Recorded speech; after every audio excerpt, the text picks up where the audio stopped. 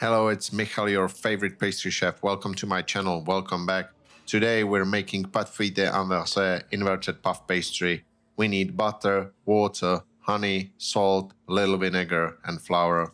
First, add the water to the mixer, then the honey, salt, and splash of apple vinegar. Mix it just to bring it together a little bit.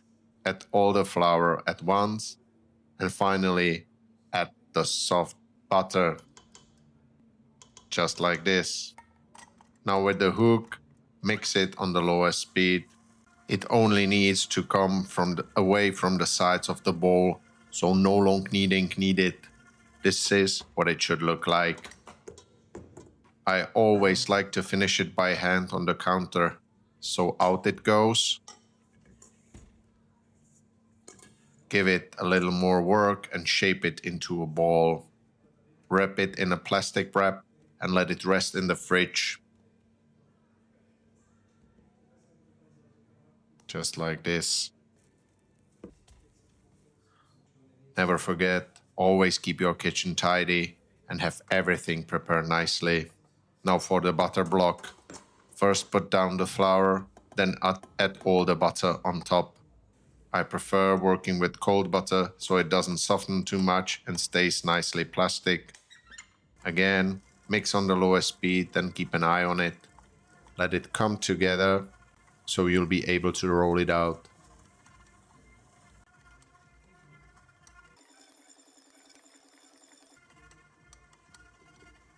This is enough. Take a sheet of parchment paper and fold it in half.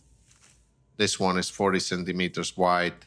The length is longer.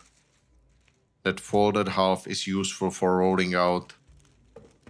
Start rolling toward the folded edge first. It will stop you. Only then roll a bit to the sides. Now fold the edges so you shape a nice rectangle or square if you prefer. What matters is the thickness, which should be around 5 or 6 millimeters. Now flip it over. Because we flipped and folded it, the butter mixed with flour won't escape anywhere. And we can roll it perfectly into a rectangle. For the last side as well, I'm very particular that the edges match. Let it rest in the fridge for 24 hours. The next day, take out the dough first and start rolling it gently. Don't dust with flour, it's not necessary and would make wrapping it in the butter block harder. I first roll it roughly to the size I think I'll need. Just like this. It will need a bit more work, but that's fine. Unwrap the butter block. I need it to soften slightly so the dough can wrap around it nicely. You can see it doesn't match perfectly, that's fine. While the butter rests at the room temperature a little, I prepare the dough. I shape it into a nice rectangle so it fits in the center. Dust the butter block with a little flour. Place the dough on the top, covering both sides. Now wrap it carefully. I don't want the butter to crack. I want it to stay smooth. If it doesn't go well at this stage, give it more time to soften. The seam doesn't need to overlap, just keep it close. Tap it a few times so it seals and start rolling lengthwise. Seal the edges. Now we get to the rolling. Be gentle, I turn it often and then make the first double fold. You can check it here. The thickness should be about 8 millimeters to 1 centimeter.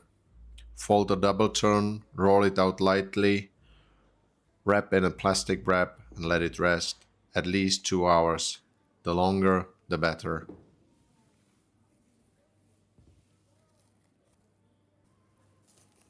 About after 2 hours, take the dough out and roll it lengthwise again. You want the same thickness as before, but this time make just a single fold. I wanted a very rustic look to the dough, so I did one double fold and one single fold, because I plan to use this dough for the mille-feuille recipe. Fold it in thirds like this. Here you can see it. Roll it out lightly again, wrap it, and let it rest in the fridge once more for at least 2 or 4 hours. After that, you can roll it out for the final time. Choose whatever thickness you want, let it rest again, and then bake it. I wanted exactly this beautiful rustic rough look. We could add more turns, but that's for another time. Thank you for watching. See you next time. Good luck with the puff pastry.